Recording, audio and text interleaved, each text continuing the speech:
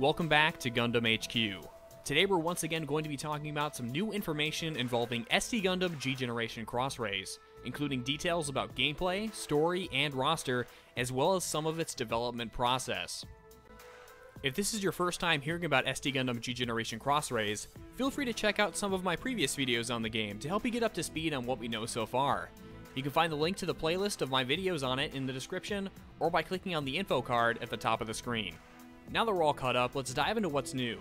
In a recent live stream covering the game, the developers showcased some gameplay from late into the Gundam Seed story mode, following the Freedom and the Eternal and their fellow comrades, facing off against the Earth Alliance's Dominion and their three Gundams, the Calamity, Forbidden, and Raider. Before the stream, we'd seen some gameplay screenshots, but the footage also proves that Crossrays is not going to be branching away from the structured formula of its most recent predecessors, which is great to most, but people who are looking for a change of pace may be disappointed. If you'd like to check out the whole stream for yourself, you can find the link to it in the description. We also received some more interesting details I'd love to share outside of just the gameplay footage.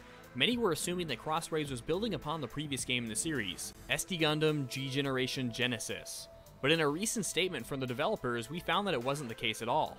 In fact, this game was built entirely from the ground up. And being built from the ground up leaves plenty of room for beneficial changes, such as this game's approach to the fighting scenes, which as we've seen are much more smooth and better overall in my personal opinion, with removal of the still images and rough animations used in Genesis.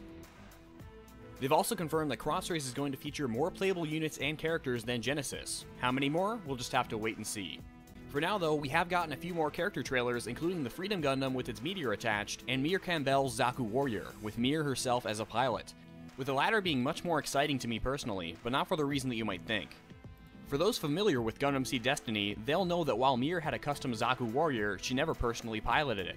Instead, it was just a random soldier. Her getting added as a pilot opens the door to characters who never personally pilot a mobile suit or were involved in combat, making their way into the cockpit in one way or another. Whether that's something you're looking forward to or not, I'll personally take as many characters as I can, no matter where they're coming from. Now we have some not so exciting details involving the story mode. Many of us were assuming that thanks to the name Crossrays, the four timelines of 00, Seed, Wing, and IBO would be crossing over in one form or another. But as far as the story itself goes, that just isn't the case. Apparently there are no missions in which the stories cross over. Instead, every series seems like it's going to be keeping to itself, which I have to admit is pretty disappointing. It's been a while since we've received some proper crossover storytelling in a G Generation game. However, with that in mind, it's not all doom and gloom. As we saw in the trailer, the characters and weapons still cross over in the sense that you can take your favorite team into any mission you want. For example, you could have a team of Setsuna, Hiro, and Mikazuki and put them all in a Seed mission, but those characters will have no actual impact on the story.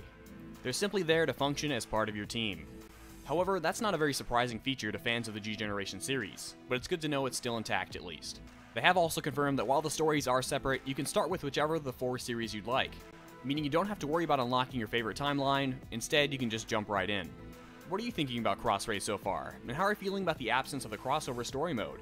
Be sure to let me know down in the comments. And if you're looking for more information on SD Gundam G Generation Crossrays, be sure to check out my previous video on the game if you haven't already. And don't forget to subscribe to the channel with the notification bell turned on, and follow my Twitter at GundamHQ to get notified next time I upload.